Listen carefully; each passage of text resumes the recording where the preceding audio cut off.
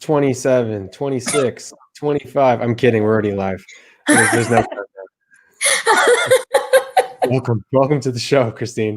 Thank you for having me. I'm happy to be here. I am pumped that you're here. I mean, you are an inspiration, and I've been blessed to meet you through my events and through my network, and have you speak at my events, and now have you speak here on my podcast, and now here. And I can't imagine this will be the last time. So welcome, welcome, welcome. Can you Thank you so much. introduce yourself to the world Yes, immediately?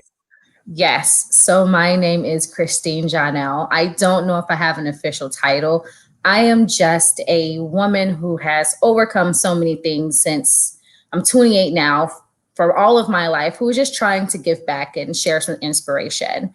I've done some speaking, motivational speaking. I'm also in the process of writing my very first book, which I'm really excited about, that covers my entire childhood, all the tribulations that I've been through into my adulthood. So I am really excited to just share my story with the world. Yeah, you're motivational, you're inspirational, you're a role model, you are a learner, you are an incredible spirit. Can you share with our listeners a little bit more about what that journey has included? I mean, start wherever you feel comfortable starting. Yeah. So for me, we always got to start in the beginning. So when I was 2 years old, my mom found a small lump on my right calf that eventually grew to a tumor the size of a grapefruit. And she went to the doctor. She went to numerous doctors. Some told her that it was just an infection. And luckily, my mom did her due diligence and went and got a second opinion. And I was later diagnosed with rhabdomyosarcoma at the age of 2, which is a muscle cancer. And so because of my age and my size, they gave my mom two options. One was radiation and chemotherapy, which the doctors were a little weary about that one because of my size. They felt like it would have, their term, not mine, fried my limb and left me in a wheelchair. And so the second option was amputation and chemotherapy, which is what my mom chose. So on March 21st, 1995, I had my right leg amputated a few days before my third birthday. And growing up, that was a whole nother spectrum, a whole different reality that I don't think my mom was even prepared for. And obviously I wasn't.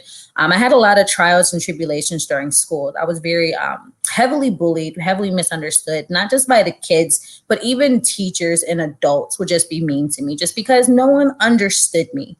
And so as a child growing up, I didn't see anybody who looked like me. I didn't meet another person with the amputation until I was in my beginning 20s. And so after overcoming my early teens, I kind of tried to get my life back on track. I had a really hard time in school because I was always having surgeries or being out of school because of surgeries. And so I finally got my education back on track, and I was in college. And at 23, I found a small lump in my breast, and I was diagnosed then with stage 2 triple negative breast cancer, which then required me to drop out of college and focus my entire life again on getting my health back. And so at 24, I underwent a double mastectomy, which is a very life-altering surgery for a young woman, any woman, but especially a young woman. And so after I beat that battle, I decided that I really wanted to give back. I wanted to share my story of my childhood, the bullying, the trials and tribulations, I attempted suicide, everything that I went through on top of the hardships of having breast cancer at age 23, and just give back and inspire people in any way, whether that means you taking care of your health, whether that means that, you understand, like, I've been through some stuff and I kind of want to take my life back. I just want people who are stuck in these areas, people who just feel like, life is hard and life just is never going to give up or let up on me. I want to help those people take their life back, because you only get one life. And it's such a cliche statement of life is what you make it. And though life has been very mean to me all of my life, I refuse to give up. I refuse to just stay down. I refuse to allow the people who, wanted me to lose. I refuse to let them win. And so I speak, I share my story, and I spread as much inspiration. I say I want to be the light in the darkness, because there's too much dark in the world. There's too much hate, and I just don't want to add to any of it.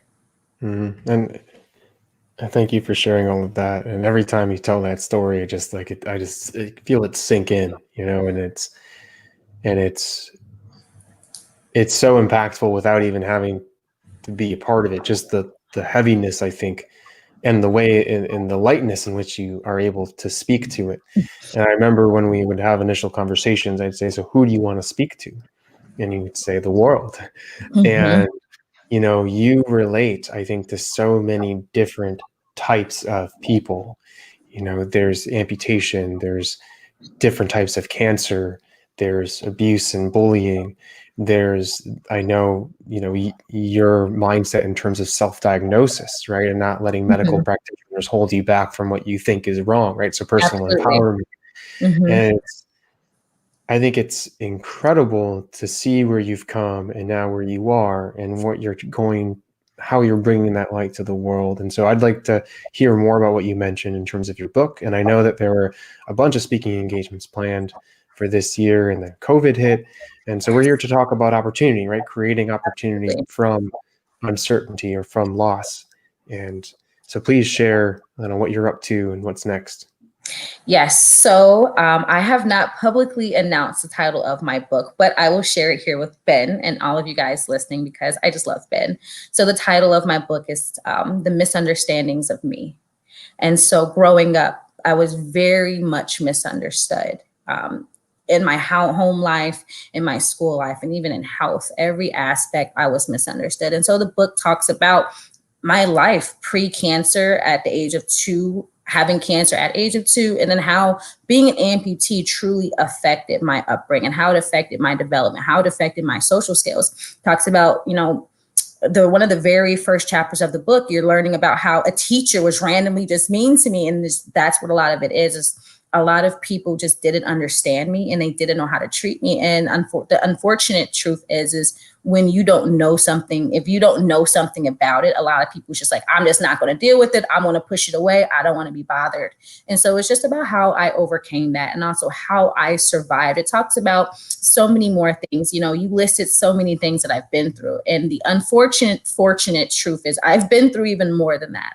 And so the book talks about, me being molested at a young age. It talks about me, attempting suicide at 16. It talks about me, and my constant uphill battle of my education. And what I want to do is, again, just help people find some inspiration. If you don't have to read the entire book to read the inspiration. I want people to read the entire book, but even if you just read a chapter or a page, I promise you'll find some inspiration in there. I just want to help the world. Again, there are people who are in these dark places in their life who can't take their life back after life has hit them.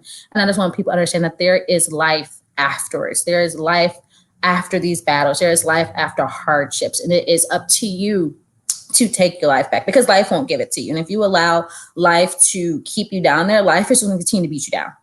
It's just going to continue, and you just can't. And one thing that I truly learned is just, if I just keep fighting, if I just keep trying to spread my message, it's that I'm healing myself through all of this. I'm healing other people, but also I'm creating opportunities for myself.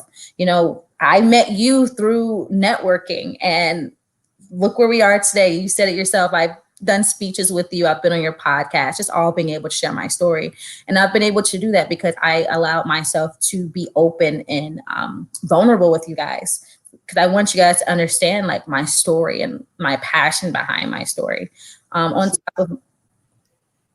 Go on. Oh. On top of my book, I'm also, like you said, COVID has destroyed my speeches for this year.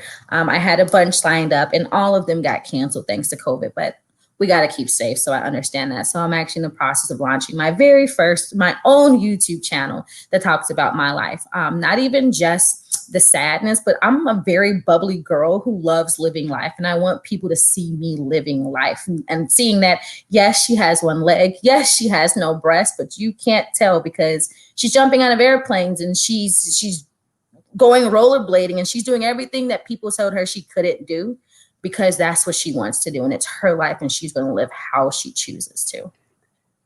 Something really powerful, I think, and a stark difference between how I operate and I think how you operate and your belief is that the power is your story. The power is I'm going to share with full authenticity and vulnerability what I've gone through, and I'm going to be in front of you and show you that that has not held me back, that that has in a way lifted me up, and I am here to lift you up in the process. And so see this joy, hear my pain, but see this joy. And I Absolutely. feel that you can get to this joy as well. And, Mm-hmm. and I know we don't have the book in front of us, or we don't have your story in front of us. We have the high level cliff notes, which isn't even all of it. So what would you speak to what would you say to someone who might be struggling and resonating with what you're putting out there right now, and to what they can do for themselves? Earlier, you hit on a part that you stated that I am relatable. And I think that in a way that is a gift. You don't have to have my exact story, but there are a lot of inserts where you can relate. And I think that something that is important to people who are going through things is to see people who've went through things like them, sometimes worse, and seeing them overcome. And in seeing me, like you said, take my life back. I just read the book, get some inspiration, and understand that it's not the end. It's the end of maybe a part of you. I would never be the girl who didn't have breast cancer again. That Christine is gone. But this Christine, I always say, like a phoenix rising from the ashes, has come back so much more stronger, so much more brave, more confident, more resilient. I am every day living as the woman that I never knew that I could be. And that is something that I think is really powerful. I am tapping into my full potential because I didn't allow life to stop my growth. And I think what people can pull from this is, one, take control. And it can be Mhm. hard to take control, but then look for others that have gone through maybe a chapter that you're going through, Yeah. and learn from them, surround yourself with them, use them as a way to lift you up when you're down, Hmm. because those stories exist. I promise you, what you're going through, somebody has gone through. Absolutely. And it's just about finding those gems, right? Finding those people Hmm. that you can use.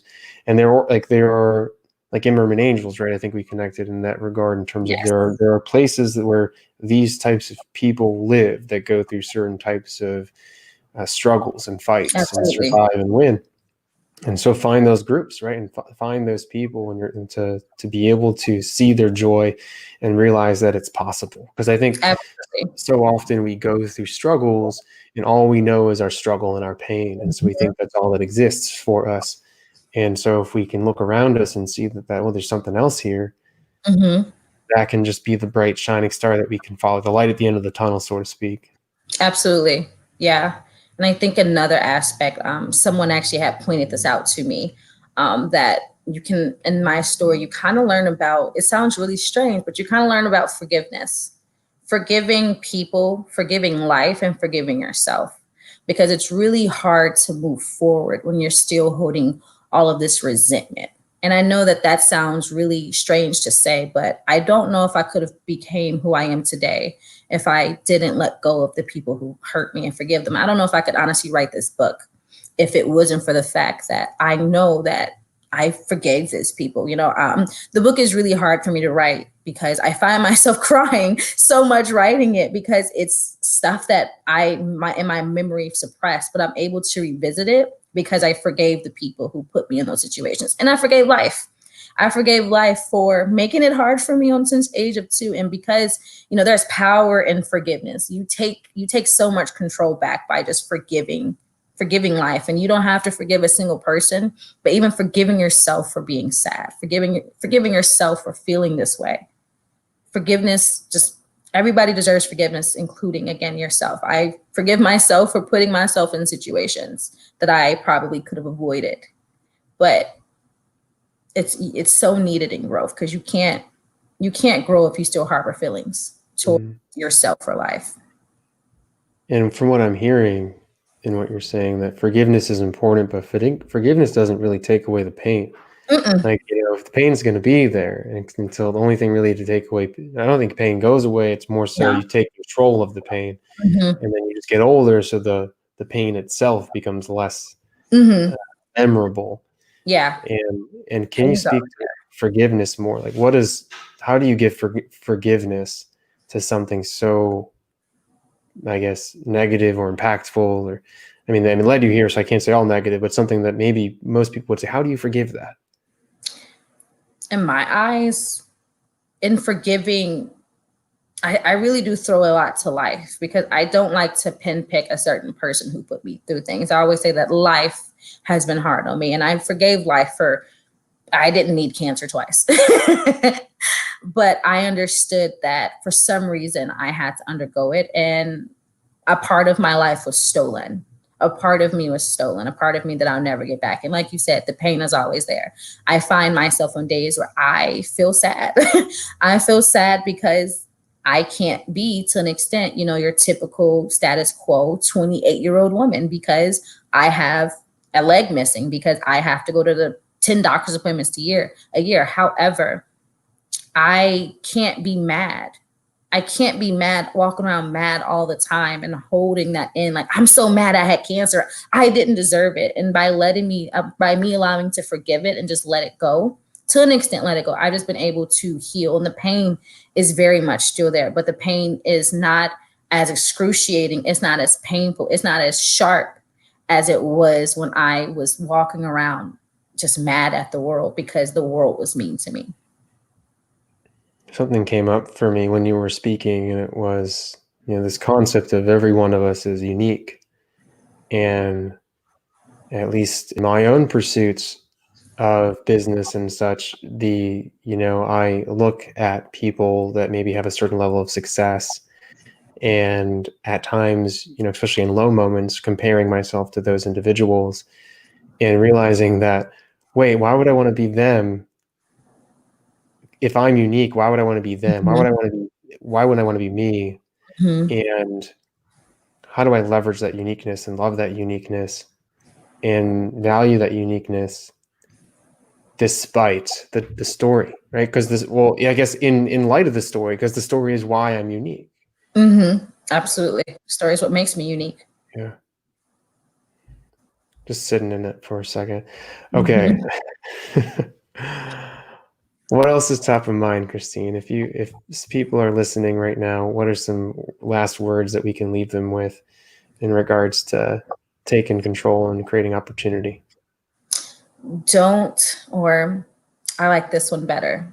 Your greatest pains can turn into some of your greatest strengths. And I think that's something that I learned very much with getting breast cancer, because breast cancer was really hard. Out of everything that I've been through, I truly believe that breast cancer was one of the hardest things that I've ever had to endure. But through me having breast cancer, I was able to turn that into my current job, which is I am a project coordinator for a grant that's helping young women with breast cancer. And I'm able to give back. And it's hard because I'm a breast cancer survivor working in breast cancer, so the lines blur. But in being able to give back to young women who could be like me, 23, diagnosed with breast cancer with all these hardships, it's a strength. It's weird. In this job, I don't feel like I have everything together, but my experience as a survivor is what I have. And that is what's important that I'm bringing to the table, because not a lot of people knows how it feels to be 23 with breast cancer. But I know how it feels to be 23 with breast cancer with the leg missing. And so turning that into something greater, turning my story from something negative to something beautiful and awe-inspiring. And then that together with something you said earlier, that you're not the same person from before and after. No. And you need to accept the person that you are now after, Mm-hmm. and mourn the person that you were, but not let that person hold you back from where you're going. And I think that was a beautiful point that you made, that you referenced to. And this now, it's how do you then use who you are to create the impact that you want to have on the world. Exactly. Putting myself out there all authentically. I am unfiltered, unapologetically me, 100%, 365, 24/7.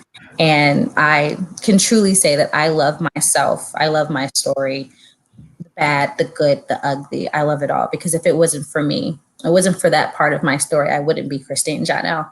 And I wouldn't be. Thank you for being you. Thank you for being here. Thank you. And this has been inspiring, enlightening, motivating, and a pleasure. Thank you so much. Thank you so much. I love being here. I thank you as always for this opportunity.